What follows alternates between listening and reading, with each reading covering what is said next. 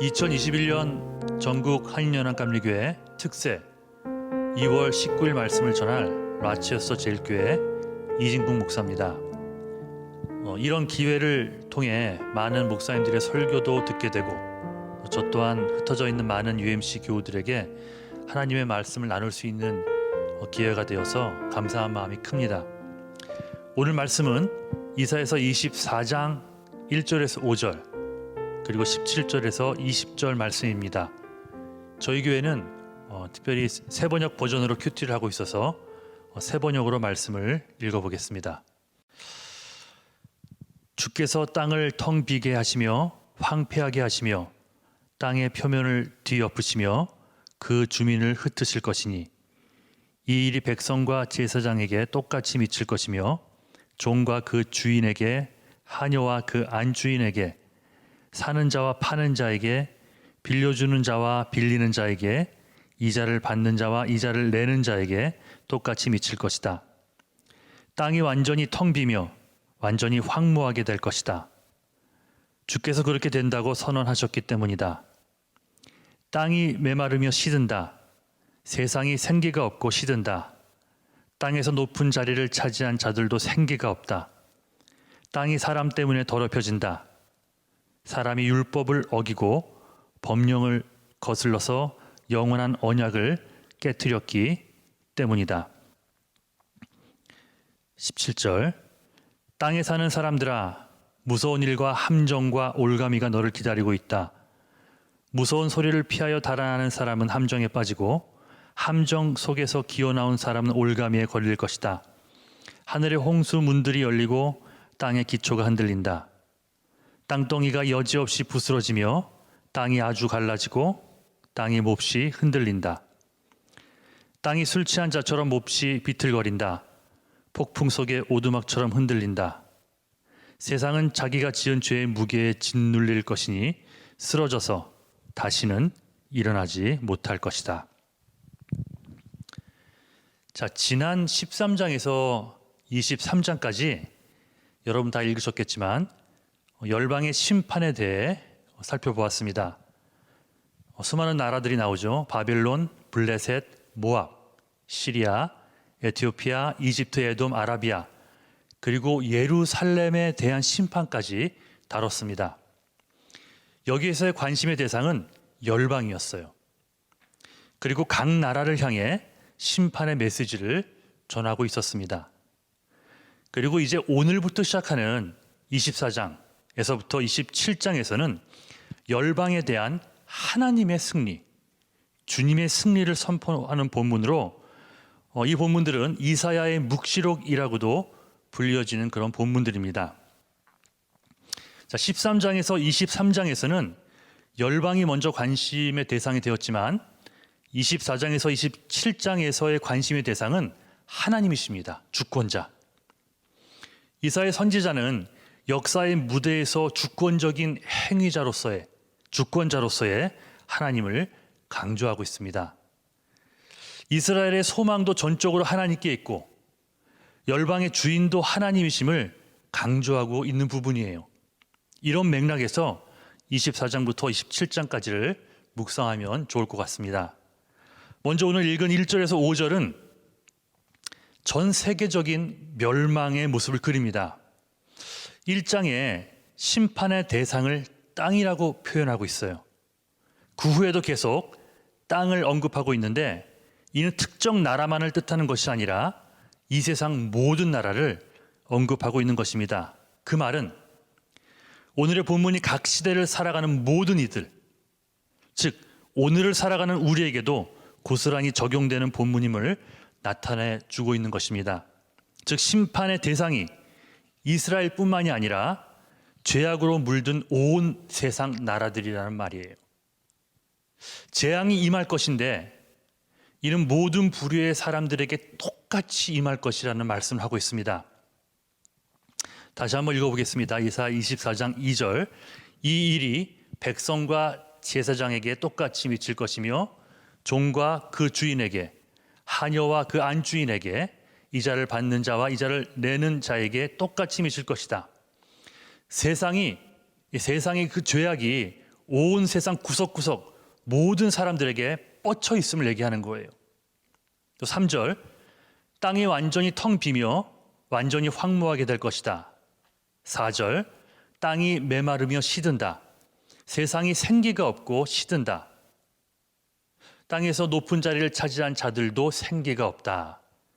이 생기는 생명, 또 기쁨, 즐거움과 연결시켜서 생각하면 좋을 것 같습니다. 자, 가지지 못한 자들은 말할 것도 없거니와 세상적으로 뭔가를 누리고 있는 듯한 자들에게도 이 생기라는 것이, 이 기쁨, 즐거움이라는 것이 없어질 것이라는 말씀을 하십니다. 그 이유는 5절, 사람이 하나님의 말씀을, 하나님의 율법을 어기고 무시했기 때문입니다. 이제 온 세상은 인간의 불순종 때문에 공혹해 되고 황묵해 되고 높은 자들이 쇠약해지고 약탈이 끊이지 않을 것이라고 말씀하세요. 그 가운데서 가장 강조하고 있는 심판의 결과가 있는데요. 그것이 바로 즐거움의 상실입니다. 기쁨의 상실. 우리가 오늘 중간에 읽지 않은 본문에서 이 이야기가 6번 나옵니다. 그것도 한번 읽어보겠습니다. 24장 7절, 새 포도주가 마르며 포도나무가 시든다. 마음에 기쁨이 가득 찼던 사람들이 모두 탄식한다. 전통적으로 포도의 수확은 기쁨과 즐거움의 시간이었습니다. 그런데 이젠 그 즐거움은 이 땅에서 누릴 수 없어요. 8절, 소구를 치는 흥겨움도 그치고 기뻐 뛰는 소리도 멎고 수금 타는 기쁨도 그친다. 특별히 이 8절에 쓰인 동사들을 보면 뭐 그친다, 멎는다, 그쳤다, 뭐 이런 표현을 씁니다. 이젠 더 이상의 수확의 기쁨도 살아가는 즐거움도 찾을 수가 없는 상황이 되어버렸습니다. 11절, 거리에서는 포도주를 찾아 아우성치고 모든 기쁨은 슬픔으로 바뀌고 땅에서는 즐거움이 사라진다. 11절에서 결정타를 날리죠. 모든 즐거움이래요. 모든 즐거움이 사라졌으며, 심판 혹은 저주의 가장 큰 무기는 삶의 즐거움이 사라지는 것입니다. 사람이 살아갈 수 있는 이유는 소망 혹은 삶의 목적이 있기 때문입니다. 그래서 이 세상 모든 사람들은 예수를 믿든 안 믿든 그 목적을 붙잡고 있기에 오늘을 살아갈 수 있는 거예요. 그 목적을 이룸의 기쁨이라는 것이 주어지기 때문입니다. 그런데 그러다 그 목적이 사라지거나 소망이 없어져 버리면 당연히 삶의 기쁨, 삶의 즐거움은 사라지겠죠. 나를 살아갈 수 있도록 알게 모르게 이끌어 주었던 삶의 기쁨은 이제 찾을 수가 없습니다. 그래서 심한 경우 삶을 비관하여 스스로 목숨을 끊는 일까지 벌어지는 것입니다. 반면 아무리 힘들고 어려워도 그 삶이 주는 기쁨이 있다면 희생에 희생을 해도 그 사람은 즐겁게 그 일을 감당할 수 있다는 것이에요. 즉, 사람에게 소망이나 삶의 목적이 있음이 중요한 이유는 그것이 삶의 기쁨을, 그것이 삶의 즐거움을 주기 때문입니다. 그 소망을 바라보기에 오늘이 행복합니다. 즐겁습니다. 그 목적을 이루어 나가는 오늘이 내게 기쁨을 주기 때문에 그렇다는 거예요. 그런데 지금 이 땅의 모든 즐거움이 사라졌다고 하십니다. 죄로 인해 받는 심판. 그 심판이 주는 가장 가혹한 결과는 바로 즐거움의 소멸이에요. 죄를 왜 짓지 말아야 하느냐고 물을 수 있을 겁니다. 왜 말씀에 순종하고 살아가야만 하는지 이렇게 물어볼 사람도 있을지 모르겠습니다. 그러니까 내가 희생을 하면 저 사람만 좋은 거 아닌가? 라는 그런 생각도 들 거예요. 물론 말씀에 순종해야 하는 이유는 그것이 그저 하나님의 말씀이기 때문이라는 이유도 맞습니다. 하지만 오늘 본문을 통해 답을 찾자면 순종의 삶이 이 세상이 줄 수도 빼앗을 수도 없는 이 지고한 기쁨을 바로 나에게 주기 때문입니다. 이 삶의 즐거움이 사라진다면 목회 못합니다. 아니, 목회 안 합니다. 주님이 주시는 기쁨이 없다면 크리스천으로서 살아가지 못합니다. 아니, 기독교인으로 살아갈 필요가 없는 거예요. 이 세상은 짝퉁 즐거움을 우리에게 들이밉니다. 여러 가지 매체를 통해서. 한순간 있다가 사라질 즐거움들이죠. 그것은 성경에서 말하는 조이라기보다는 순간만 보장하는 어떤 플레저이라고 말하는 것이 옳을 것 같습니다.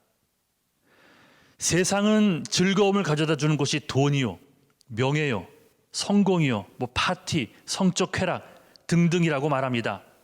그래서 그런 것들을 수단과 방법을 가리지 않고 쟁취하라고 부추깁니다. 하지만 온전한 즐거움은 절대 그런 것들로 채워지지 않습니다. 오로지 진정한 기쁨은 하나님과의 관계에서 말씀을 지키려는 데에서 오고, 혹 실수하여 죄를 지었을 경우에는 진실된 마음으로 하나님 앞에서 회개하는 데에서만 얻을 수 있는 것입니다. 그런데 이 세상 열국이 하나님을 버렸습니다. 하나님의 말씀을 버렸습니다. 죄악을 밥 먹듯 저지르기 시작합니다. 폭력과 살인과 간음, 우상숭배, 거짓과 술과 마약과 도박과 이간질로 삶을 수놓으면서도 이젠 죄책감마저 느끼지 않습니다. 지금 오늘을 사는 우리들 이야기를 하는 거예요. 그 결과 하나님의 심판이 임하며 그 심판으로 인해 이 땅의 모든 즐거움까지도 빼앗겨버리는 세상의 모습, 그 모습을 우리라고 피해갈 수 있는 것은 아니라고 성경은 얘기합니다. 하나님의 말씀을 버린 자들에게 하는 말씀들을 보십시오. 우리 두 번째로 읽었던 17절 이하에 보시면 거기에 쭉 나옵니다. 무서운 일과 함정과 올가미가 너를 기다리고 있다. 너희는 너희가 지은 죄의 무게에 짓눌려 쓰러져 다시는 일어나지 못할 것이다. 재앙이다. 즐거움이 사라진 정도가 아니라 아예 무서워 벌벌 떨며 살아갈 수밖에 없는 너희들의 모습을 보라. 결론적으로 말씀드리고 싶은 것은 다시 말씀으로 돌아가야 한다는 겁니다. 말씀은 곧 예수 그리스도이십니다. 그래서 말씀에 순종하는 것은 예수님에게 순종하는 것이고, 말씀을 따르는 것이 곧 예수를 따르는 것이고, 말씀을 사랑하고 사모하는 것이 바로 예수를 사랑하는 자의 모습입니다. 그 말씀이 그 예수 그리스도께서 주시는 최고의 복, 삶의 기쁨, 삶의 즐거움을 회복하시기를 주님의 이름으로 간절히 축원합니다. 영원히 사라지지 않는 기쁨을 함께 누리길 원합니다. 이 세상 그 무엇과도 바꿀 수 없는 즐거움을 이제 함께 소유하길 원합니다. 하나님의 말씀을 목숨보다 더 사랑하며 사는 삶을 회복해야만 합니다. 예수 그리스도나 다름없는 그 말씀을 매일 읽고 묵상하고 적용하는 삶은 그래서 아무리 강조해도 지나치지가 않습니다. 보지 못하고 듣지 못하고 말하지 못했던 헬렌 켈러 여사 아시죠? 헬렌 켈러 여사가 살아생전 신약 성경을 몇 번 읽었는지 아십니까? 점자로 신약 성경을 183회나 읽었다고 합니다. 자, 100번 정도 읽었더니 눈이 보이기 시작합니다. 150번 정도 읽으니 듣기 시작했고요. 180번 정도 읽으니 말할 수 있게 되었나요? 아니죠. 여전히 못 보고, 여전히 못 듣고, 여전히 말씀하지 못했습니다. 하지만 주님이 부르는 그날까지 성경 읽기를 포기하지 않으셨어요. 그 말씀에 뭐가 있길래? 그 말씀이 곧 예수님이기 때문입니다. 말씀을 읽고 말씀을 묵상하고 말씀을 삶 속에 적용함은 곧 그만큼 생명의 예수님과 동행하는 것이 됩니다. 그러니 이런 자들에게 예수님만 가질 수 있고 예수님만 줄 수 있는 기쁨과 즐거움이 넘칠 수밖에 없다는 것이죠. 말씀을 맺겠습니다. 세상 즐거움을 내려놓고 세상 쾌락들을 내려놓고 주 예수보다 더 귀한 것은 없다고 고백하며 살아가십시오. 예수의 자리를 빼앗아간 마음을 다시금 다잡고 삶의 우선순위에 예수 그리스도를, 즉 그분의 말씀을 다시 올려놓으십시오. 그러하면 어떤 상황에서도 빼앗기지 않을 기쁨, 힘든 순간에도 나를 살아갈 수 있게 만들 즐거움을 풍성하게 누리게 될 줄을 믿습니다. 오늘도 이 말씀 붙들고 주 안에서 승리하기를 주님의 이름으로 간절히 축원합니다. 아멘.